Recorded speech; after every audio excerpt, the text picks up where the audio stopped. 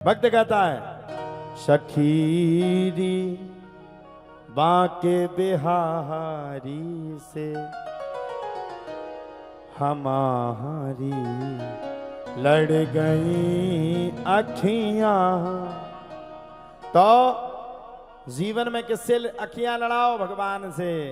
यहां वहां अखियां लड़ाओगी या लड़ाओगे तो पकड़े जाओगे, और जिस दिन पकड़े जाओगे खूब पिटाई होगी। लवेरिया के चक्कर में अच्छे अच्छे पिटते हैं।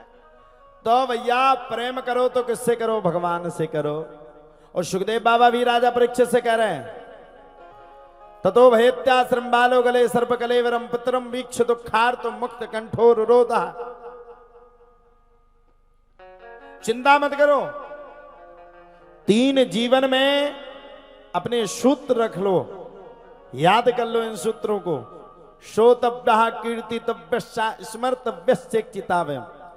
पहले शब्द सुनने वाले बन जाओ, फिर दूसरे शब्द में कीर्ति गान बन जाओ, और तीसरी बात भगवान का स्मरण कर लो।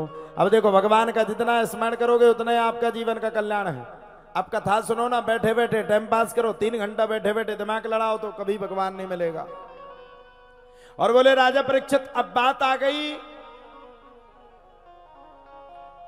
अगर अब बात आई तरने की तो सुनो राजा परीक्षित, मात्र 1 मुहूर्त में तुम्हारा तरन तारण हो जाएगा। तुम तो बात करते हो 7 दिन की,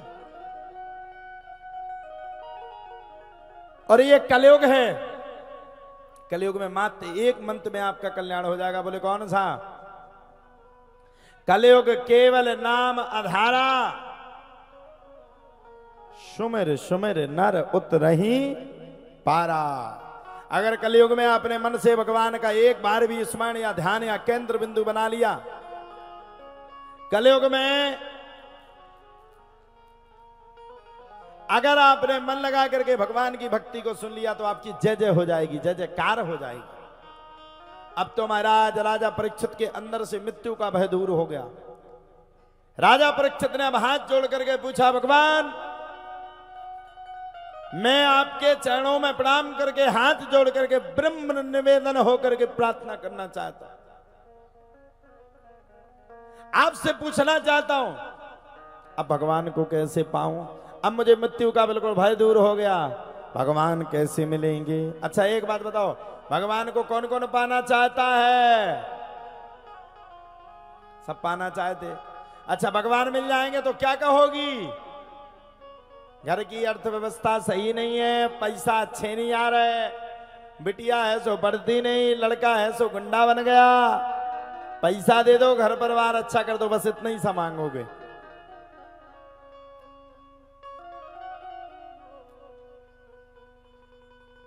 तो अगर आपको वास्तव में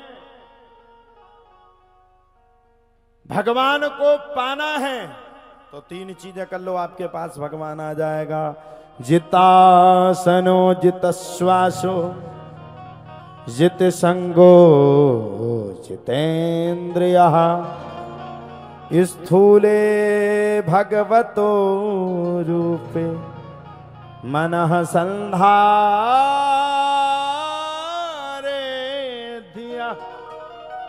जितासनो, सबसे पहले आसन को जीतो। अब ऐसा नहीं 2 मिनट बैठे यूं हो गए, 2 मिनट बैठे यूं नहीं, जितासनो।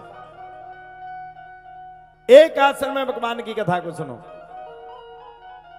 जित श्वासो, श्वास श्वास में परमात्मा का ध्यान करो।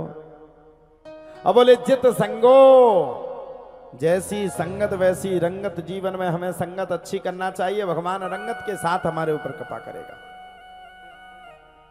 अब संगत अच्छा होना, गुण अच्छे प्रवृत्त होना, और भगवान से जुड़ोना को भगवान मिल जाए, ये 3 चीजें कर लो, भगवान आपके पास है।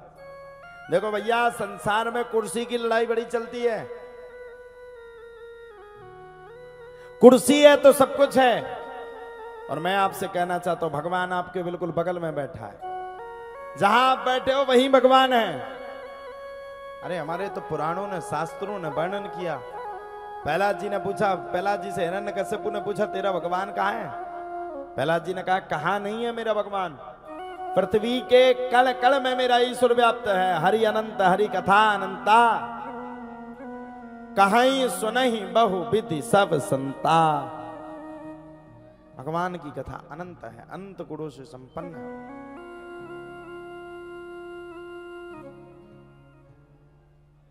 और जो भगवान की कथा को सुनता है उसका कल्याण होता है। भगवान आपके बगल में, एक बार महसूस तो करो, एक बार भगवान के पास बैठने का महसूस पन तो करो। अब बैठे रहोगे बैठे रहोगे बैठे, अब किसी चीज में आपका मन न लगे तो हम क्या करें। भगवान को अगर वास्तविकता में हमें पाना है तो सबसे पहले भैया मैं तो यही ब्रह्म निवेदन करूंगा, भगवान को पाने के लिए भगवान की खुशबू को महसूस करो कि भगवान आपके सामने खड़ा हुआ है।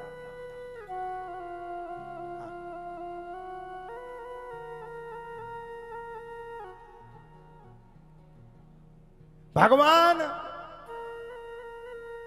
आपके समक्ष है। जब राजा परीक्षित को पता चला कि आज से 7वें दिन तक्षक नाम के सर्प के काटने से मेरी मृत्यु है, तब राजा परीक्षित ने घर को परिवार को छोड़ते हुए, गृह कारज समझते हुए, गृह कारज नाना जंजाल समझते हुए राजा परीक्षित ने सबसे पहले घर परिवार का त्याग कर दिया। देखो भैया, इस संसार में मरना सबको है, जिंदा कोई नहीं रहेगा।